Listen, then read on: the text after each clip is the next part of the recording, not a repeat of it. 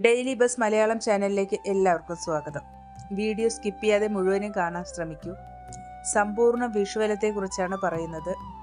2026 രാജയോഗം 12 നാളുകാർക്കുണ്ട്. ആരൊക്കെയാണ് ഈ നാളുകാരെന്ന് നോക്കാം.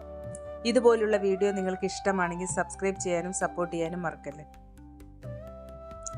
മേടക്കൂറ്, അതിൽ അശ്വതി, ഭരണി, കാർത്തികയുടെ കാൽഭാഗം. ഏറെ കാലമായി അനുഭവിച്ചുകൊണ്ടിരിക്കുന്ന ബുദ്ധിമുട്ടുകൾക്കെല്ലാം പരിഹാരമുണ്ടാകുന്ന വർഷമാണിത്. സാമ്പത്തിക നില മെച്ചപ്പെടും. കുടുംബജീവിതം സന്തോഷകരമാകും. പുതിയ വീട്ടിലേക്ക് താമസം മാറാനോ പുതിയ വീട് വാങ്ങാനോ ഉദ്ദേശിക്കുന്നവർക്ക് ആഗ്രഹം സഫലമാകും. ചിലർക്ക് സ്വന്തം വാഹനത്തിനും യോഗം കാണുന്നു. പൊതുവെ കാര്യങ്ങൾ ആഗ്രഹിക്കുന്ന പോലെ നടക്കുന്ന സമയമാണിത്.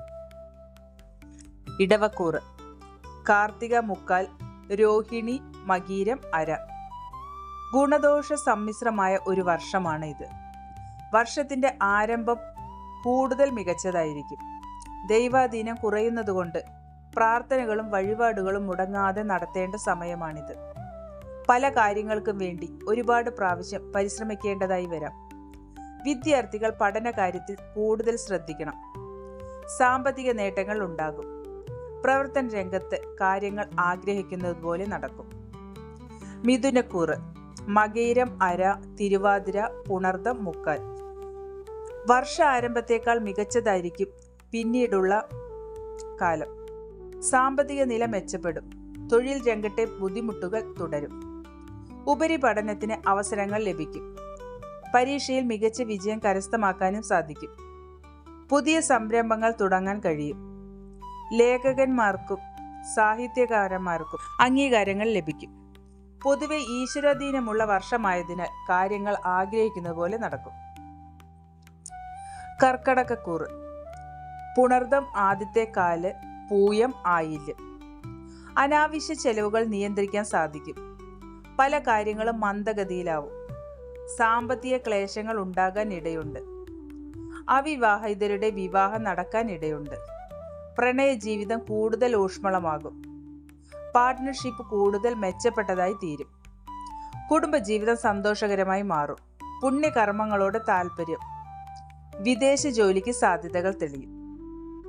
ചിങ്ങക്കൂറ്, മകം, പൂരം, ഉത്രം ആദ്യത്തെ കാല്.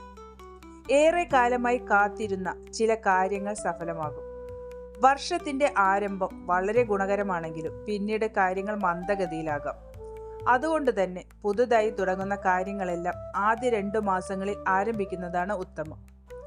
ചെലവുകൾ വർദ്ധിക്കും. ചിലർക്ക് സ്ഥലം മാറ്റത്തിനും സാധ്യത കാണുന്നു.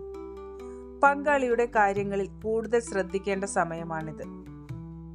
കന്നിക്കൂറ്, ഉത്രം ആദ്യത്തെ മുക്കാല്, അത്തം, ചിത്ര, അര. തൊഴിൽ രംഗത്തെ പ്രശ്നങ്ങൾക്ക് പരിഹാരമുണ്ടാകും. ഏറെ കാലമായി പരിശ്രമിക്കുന്ന പല കാര്യങ്ങളും സഫലമാകും. കുടുംബസ്വത്ത് ഭാഗം ചെയ്ത് കിട്ടും. ബിസിനസ് ലാഭകരമാകും. പങ്കാളിയെ കൊണ്ട് പല നേട്ടങ്ങളും പ്രതീക്ഷിക്കാം. വരുമാനത്തിൽ വർധനവുണ്ടാവും.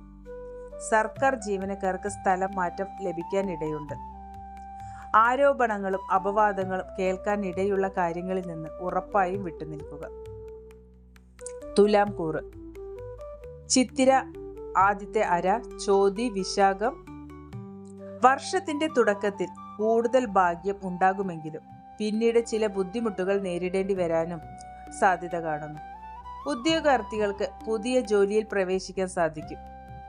കുട്ടികൾ ഇല്ലാത്തവർക്ക് സന്താന ഭാഗ്യത്തിന് യോഗമുള്ള സമയമാണ്. ചെയ്യുന്ന എല്ലാ ബിസിനസ്സുകളിലൂടെയും ലാഭം നേടാനാകും. എതിരാളികളെ വശത്താക്കാൻ കഴിയും. ആരോഗ്യനില തൃപ്തികരമായി തുടരും. വൃശ്ചികം, വിശാഖം ആദ്യത്തെ മുക്കാൽ, അനിഴം, തൃക്കേട്ട. തുടക്കത്തിൽ സാമ്പത്തികമായി ഏറെ ബുദ്ധിമുട്ടുകൾ നേരിടേണ്ടി വരാം. എന്നാൽ പിന്നീട് കാര്യങ്ങൾ അനുകൂലമായി മാറും.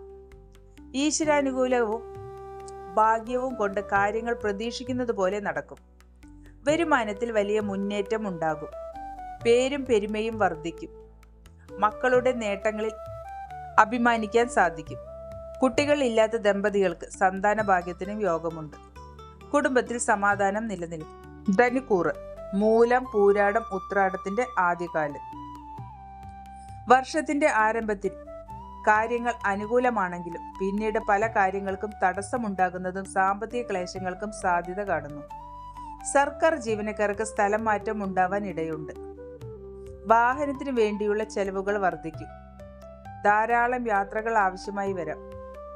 ആരോഗ്യ കാര്യങ്ങളിൽ കൂടുതൽ ശ്രദ്ധ ആവശ്യമാണ്. മകരക്കൂറ്. ഉത്രാടം ആദ്യത്തെ മുക്കാല്, തിരുവോണം, അവിട്ടം.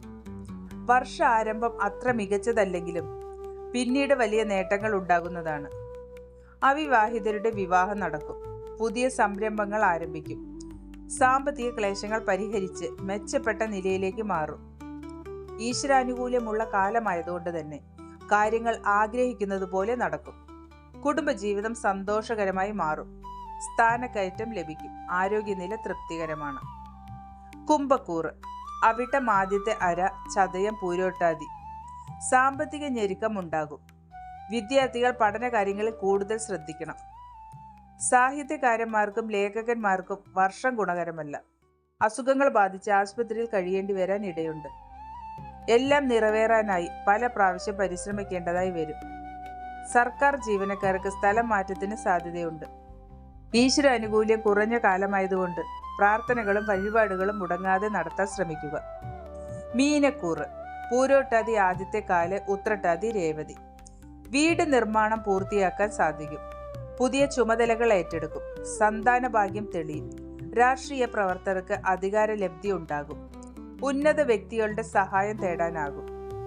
ഏർപ്പെടുന്ന കാര്യങ്ങളെല്ലാം വിജയമുറപ്പാണ്. ആരോഗ്യ കാര്യങ്ങളിൽ പ്രത്യേകം ശ്രദ്ധ ആവശ്യമാണ്. പൊതുവെ അലസത കൂടുതലായി തോന്നാൻ ഇടയുണ്ട്. ചിലർക്ക് ദൂരദേശത്തേക്ക് സ്ഥലം മാറ്റം ലഭിക്കും. പുതിയ വാഹനം സ്വന്തമാക്കും. ഇതിൽ നിങ്ങളുടെ നാളെ ഏതാണ് എന്ന് ഒന്ന് കമന്റിൽ രേഖപ്പെടുത്തണേ. ഡെയിലി ബസ് മലയാളം ചാനലിലേക്ക് എല്ലാവർക്കും സ്വാഗതം. വീഡിയോ സ്കിപ്പ് ചെയ്യാതെ